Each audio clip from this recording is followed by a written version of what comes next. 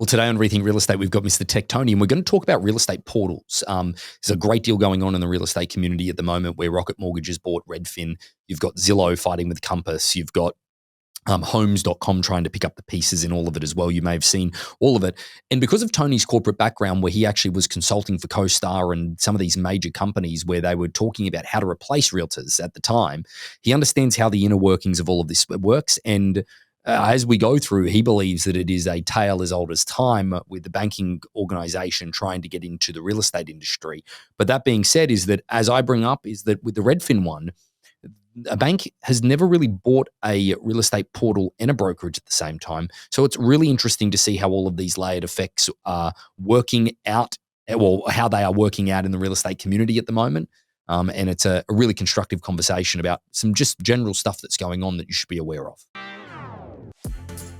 Welcome to Rethink Real Estate. My name is Ben Brady, and this is a real estate podcast aimed to deliver sales strategies, marketing tips, and business insights from industry experts and myself to build a listing-focused business for the future. Let's get into it. Mr. Tech Tony, welcome back to Rethink Real Estate. Thank you for having me. I'm glad to be here and alive. And alive, that's right. Mate, this is a topic that I think we have a tendency that you and I could probably talk for this hours. We're going to try and keep this under 20 minutes, however. But the real estate portals, there's acquisition happening at the moment, but there's also this massive feud between Compass, which is the largest brokerage in the US, and it's company owned, so they have the rights to do certain things versus franchise. Right. And Zillow, there's that big feud with them at the moment. And again, I just believe that, Compass is just clearly trying to control things more. They're trying to hide behind the veil of it's better for the consumer. But Debatable. The reality, very. I watched a podcast the other day that I'll send you actually, and one of their directors of I think it's the Western markets, was against the guy who just clearly didn't give a shit. He should have figured out what podcast he was on beforehand, because he was legitimately just took him apart on the podcast. It was awful, but also exciting to watch at the same time. But right. I wanted to get your take on this from a technology perspective, from a greater, larger market. You've worked for big companies like CoStar before, and you work for a company that was acquired by CoStar, so like CoStar's going around acquiring homes.com, they're pumping massive money into that. They're buying overseas portals, like the second best portal in Australia. They just bought Domain. Then you've got the acquisition with Redfin and Rocket Mortgage. Yeah. So there's a lot going on in the real estate portal, because Tony, I think that the one thing that I just want to start this off with is making sure that you and I are on the same page with this. If you are not online, if your property doesn't syndicate through to Zillow, Trulia, Redfin, Realtor.com, whatever, you've got dick chance of selling it, essentially. Zero. Yeah. Yeah, good. I'm glad we're on the same page there. Oh, yeah. Yeah, for sure. I mean, if you don't have it through all the platforms, in fact, when it doesn't get put on a platform, like if I don't see it on Zillow, I notice it. I don't get the calls. Even on leases, on everything. They're just part of what you do as a listing agent. Absolutely. Yep. Yeah, that's right. So give me your let's go through each one of them and go through a bit of perspective, because let's talk Redfin, because this is something that you mentioned to me that basically is a tale as old as time, essentially, is what you're saying. It is. So you mentioned my background. So I was before I became a full-time realtor. In fact, I thought selling real estate was easy until I actually did it for a living. And I quickly realized that my lovely wife, who always, when I told her that, and I would have thousands of sales as an REO broker, she'd roll her eyes up, and it's way harder. So I can tell you that much. But I was called a subject matter expert. So what they hired me to do for all these big corporations, started at CAR, went to auction.com, went to banks, that kind of thing, is that they needed to figure out, how do we get technology to replace real estate agents? That was my primary job. And I was the old man there. I said, okay, this is how it's done.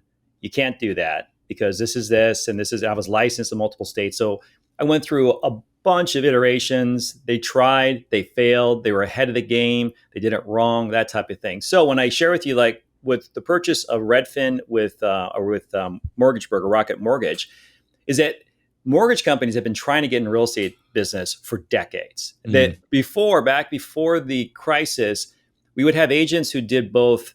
They were mortgage loan originators and agents. those were the worst ones. In fact, most of the crisis was due to them. And we were like, so anytime I would have an agent who was both originating the loan and getting the sale of the listing, we go, oh God, oh shit, we got to watch out because they're not going to be good. Right. I had one agent recently that originated the loan and did the sale, and he was a good agent. Yeah. It blew me away. So they've been trying to get into it. I completely understand kind of because Redfin itself, they're not a traditional. They have employed agents, right? They did do the other type of stuff. And Rocket Mortgage, they do have a pretty good. I think if anybody's going to have a good opportunity, it's going to be that. Because, do you think that they're doing it? Are they doing it? I understand that it seems like they're doing it to actually get more lead flow into their mortgage business because they're one of the largest, the largest. I think they are the largest aggregator in the US. Now, that makes sense. You buy the traffic, which then ultimately brings everything all the way through. Whereas, again, the story of this though, Tony, aren't Zillow, aren't Redfin, aren't Realtor.com trying to be end-to-end platforms? Is that what they're trying to be, vertically integrated to be? You find the home and then with Redfin, you use a Redfin agent, which then you use the Rocket Mortgage platform. And then are they going to try and close it as well? Are they trying to remove the agent? Is that what their goal is, do you think? So they're not removing the agent because the thing is that what all these companies discovered is agents are very difficult to remove because first, they don't get paid any money. When you look at most agents, half of them, if you take 100 agents, half of them do nothing. Yet they pay all their dues, they go all the fence, and then the other remaining, maybe 10% of them do 90% of the business. That's our business. And I explain that to my clients all the time. But again, you might have friends and family. I'd never understood it. I get that you're going to be on the, Thanksgiving or Christmas, and you're going to go with your cousin, but it's one of those things. So the agents are there. I think that's the one thing that they discovered that you need to, so that's why Zillow, I'm assuming if they were able to do it on their own, they would have. Yeah. It's easier. Well, do you know they started off, I should send the interview to you, the Rich Barlow, I think it is the name of the CEO. Do you know they tried to be an auction company before they were Zillow. Zillow was going to try and be an auction company. I never knew that. Yeah, they did. Anyway, it's Tim Ferriss and him do an interview together. I find him fascinating because he's got no idea when it comes to real estate, and the interview confirms that.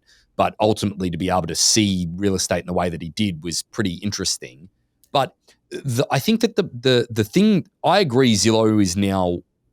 I think Zillow is now too deep into it, Tony, that they can't go against the real estate community. They're too sewn into it because they're a publicly traded company that the day that they announced that they were trying to get rid of brokerage in any way, shape or form, like buyer side at least, and become a Redfin, for example, they would, the broker community would absolutely revolt on them, and their revenue would go down and the MLSs would cut their feeds and all of those different things. Whereas I think Rocket's kind of seen this in a different light, that they've gone, well, I'll buy a brokerage and one of the most popular portals in the US at the same time. Yep. That's what hasn't happened ever before, that I'm really interested to see, because now technically there's only, between 2 and 3% or whatever the listing side of things ends up being, that is ultimately standing in the way of it, because in Redfin, you can't see the listing agent's information anywhere. I don't think. I don't really know. I haven't really been on Redfin forever.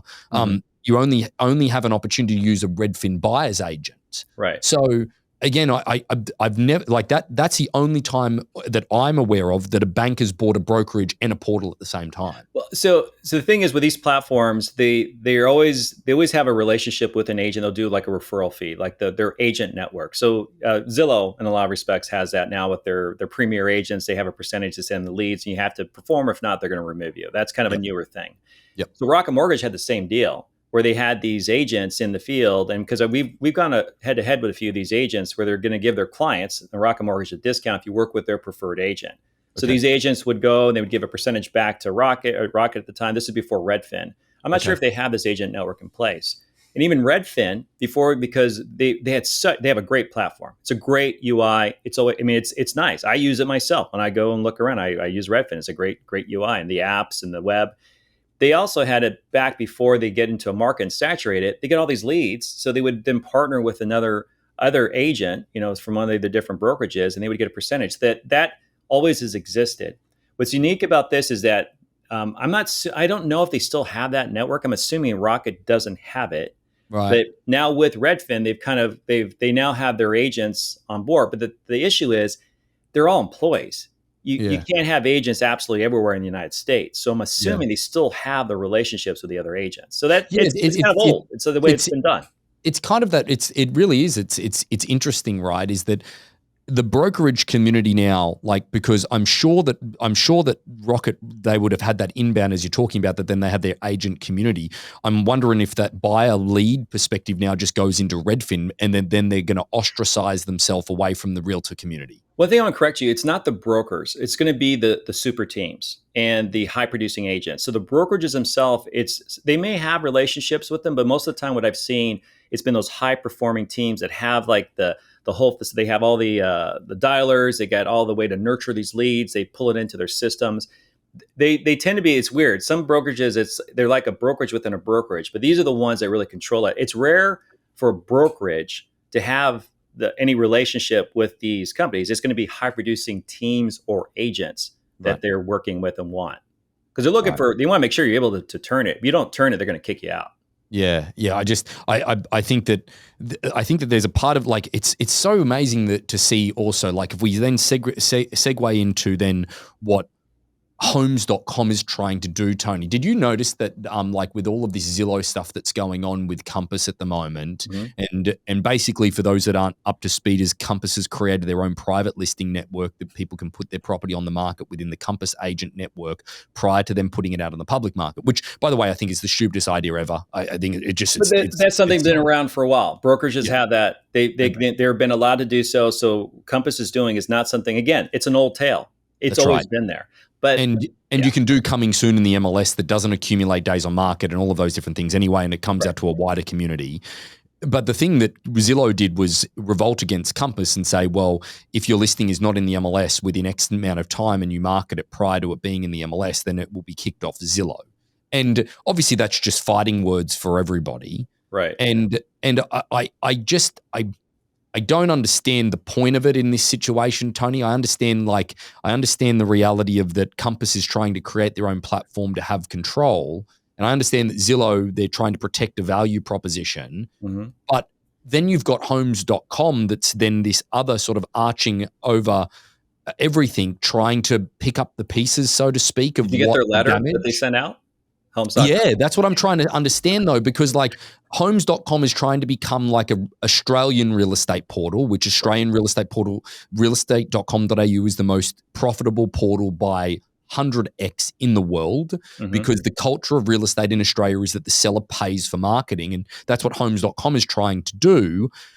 Which isn't going to work here, because the agent who has the least amount of the money actually is paying for the marketing. In residential. They do it in residential. That is common in commercial, and it's very expensive. But you're right. So mate, I'm is Homes.com play at the moment? It used to be your CoStar's platform used to be just outspend to promote, which didn't work for them. It probably bumped them to the second best platform, but what are they just trying to be more aligned in the brokerage community, because they're trying to say that the listing agent is advertised? It's just so convoluted, mate. I just don't get it. I don't think they know what they're doing. It seems like they have so much money that they're just throwing it out. I get calls from agents all the time, Homes. I say, look, I totally get what you're saying. I'm a listing agent.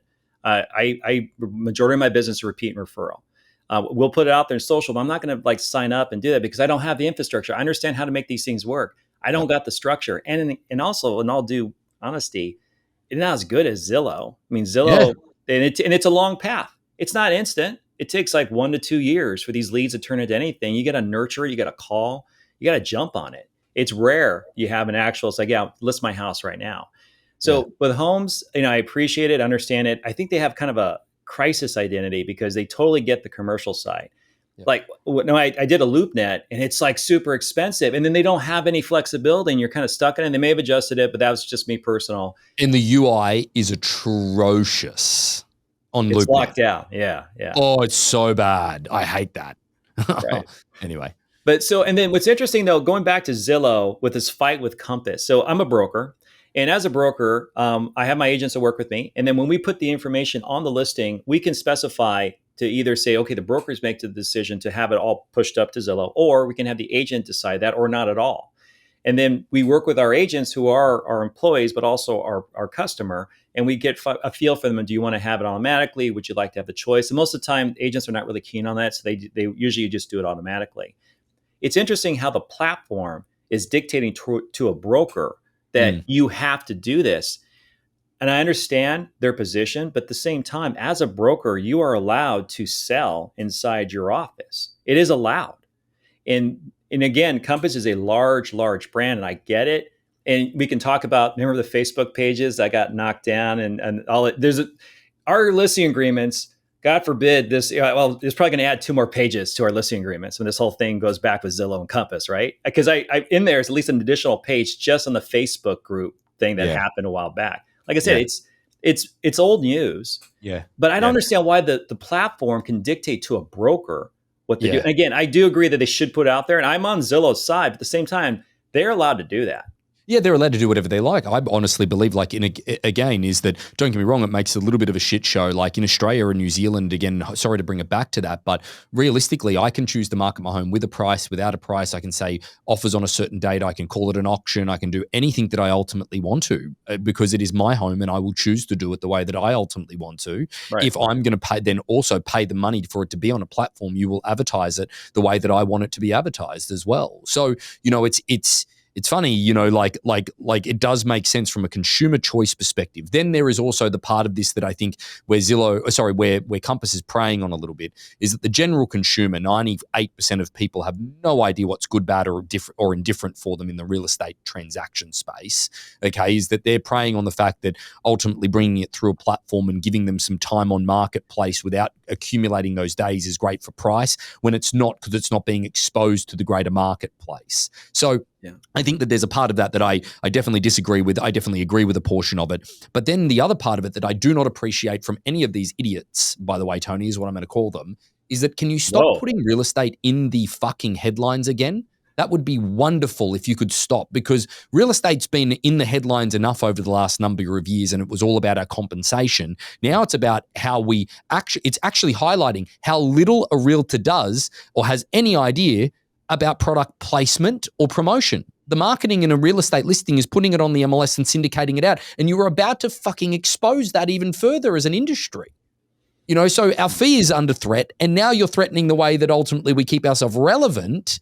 I would appreciate some of these people just not putting us into the headlines as much. What are your thoughts? Whatever's sexy, like whatever bleeds, it leads, right? They're going to make it it's like one of those things. And one thing, going back to Compass, again, I'm very privy. I know California, I know Nevada. I'm not sure if they have an addendum, because when you sign an agreement, you sit down with your clients. The one thing is I make sure, and there's some lazy agents that just send the DocuSign out and they sign it. They don't. I make sure, because usually what happens when the client is unhappy, you have to have that conversation. Have to have that conversation. So it's in the agreement. The listing agreement specifies you have the choice what you want to do. It says, and they have to initial that in the listing agreement. I'm not sure if Compass has an additional item that specifies this is what it is, and that. So I don't know, but I do know the listing agreement for California. It is pretty clear to the seller that you should put on the multiple listing service and should be put out there, right? Yeah. So that's the one thing. And again, I agree, you should put it out as much as possible. Marketing is one component of what we do to get the property out there. A lot of it has to do with, properly talking to their agents, your relationships with other agents too. There's so much to it, rather than just, because a lot of people think you just put in the MLS and it sells. No, It's important, but there's so much more behind it. And unfortunately, in our industry, my thing is that we have too many real estate agents. I would love if half the agents would go away. But that's contrary to the Secretary of State, because they think more agents is better for the industry. No, the problem is we have too many part-time agents. I want more full-time agents, or put them under some type of process where they're with me and I can help guide them to be professional. I deal with brokers that have no idea what they're doing. I have one deal right now. I'm not going to name her, but she has no idea. And she's the broker. She's a property manager. And it is crazy, but that's me. Yeah. But I think that there's a part of it as well, Tony, that then as an industry, the way that it's been set up is that I think that there's a higher standard in many other countries, because they're not independent contractors. You've got structures where they are not independent contractors. They have to make a minimum amount of money. Otherwise, you have to, as the owner of that business, top that money up. So therefore, you only keep a certain number of people. Now, don't get me wrong, it's structured kind of as an independent contractor is, Right. but the minimum earning is, I think it's $60,000 in Australia and New Zealand that an agent has to make. Otherwise, you as the business owner have to top that up. So therefore, you've got to remove them before that becomes a problem. The whole thing with California, they did the whole thing with 1099s, and then the lobbyists were able to exclude real estate agents from putting agents that are employees. I'm telling you, we were watching that very closely as brokers, and we had our list. So if we had to employ the agents and pay them a salary, we already knew who we were going to cut day one. Because that's okay. Because it's all, exactly what you're talking about. So maybe that needs to happen too. Maybe the agents have to be, that might be the thing. That might help it naturally. So, because I'm telling you, I'm not going to have these agents on here that cost me money and they're not, and there's a lot of agents that just, so I would go straight out. So, okay, we have the list. If that happens, I know who to cut. Yeah, exactly. Well, mate, we appreciate you giving us some insights in what's happened. I think that there's a part of this. Well, there's a part of this, Tony, that I think that you've got a better insight for, is that the consulting nature of the companies, the bigger companies like the CoStars and the companies that you're in, to talk to them about how to replace agents gives you a better insight to the fact that you probably can't. They tried. And a lot of it has to be with, it was timing. But our business is so what's beautiful about real estate is the most maddening part, all the contracts. Like property management, there's laws that it's just like, I would never consider managing my own property in Los Angeles City. Oh man, in Los Angeles is a new beast, by the way. Like Carlene and Tony work together from a Harcourts property management perspective. And she's wonderful, by the way. Thank you, mate. But I guess that Tony and Courtney were instrumental in helping us with the Harcourts property management and getting Carlene up to speed, and we took over some of their managements, and Tony's still very much involved in those. But the funny thing is that we've just started up into Portland, and I thought Oregon was going to be really hard to sort of do things. Carlene has categorically said she would rather try and rent a property in Portland, Oregon than do anything in LA County. Yeah, I can get that. Yeah, definitely. It is unbelievable. I'd never thought that would come out of anyone's mouth, but wow. It's surprising. I know Oregon kind of follows them. Usually California ruins it for everything surrounding them. So Nevada is still a better market to lease in. In Las Vegas, that's where I lease there. Yeah. But you're right. I agree with her completely. Indeed. Mate, thank you for your insights again, and we're looking forward to having you on next month. All right, man. See ya. So about 75% of our audience hasn't liked, followed, or subscribed to our podcast. It would mean the world to us, and it would help this podcast more than you know to expand our reach if you were to like, follow, or subscribe on any of the platforms that you're watching or listening on. Thanks again.